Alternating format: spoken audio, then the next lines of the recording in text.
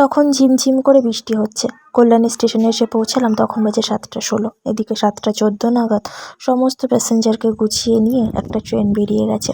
সারা station ফাঁকা। Weather ভালো না থাকার জন্য বেশি মানুষজনও নেই স্টেশনে। সেই মুহূর্তে আমি একটা মেয়ে স্টেশনে সেই লেডিস কম্পার্টমেন্টের সামনে বসে আছি। এদিকে 2-1টা দোকানপাট ছাড়া আদার্স কোনো দোকানপাট খোলা নেই। ফেসবুকে স্ক্রল ডাউন করছি, হঠাৎই নজরে এলো দুটো নিষ্পাপ চোখ আমার দিকে একদৃষ্টে তাকিয়ে আছে। একটা বিস্কুটের প্যাকেট কিনে আনলাম, ওকে দিলাম, বেশ আনন্দ করে খেলো। তারপর একটু আদর করলাম, খেয়ে দিয়ে চলে গেল। তারপর দেখছি হঠাৎ করে মনটা ভালো হয়ে গেল, কেননা আমি অনেকটা মন খারাপ করে বসেছিলাম, একটু ভয় ভয় লাগছিল, কেন ওয়েদারটা ভালো না। এদিকে 7টা 14 পরে আবার সেই 7টা 40 ট্রেন, অনেকটা টাইম কিভাবে যেন সময়টা কেটে গেল। তারপর দেখি নিজের অজান্তেই মনটা ভালো হয়ে গেছে।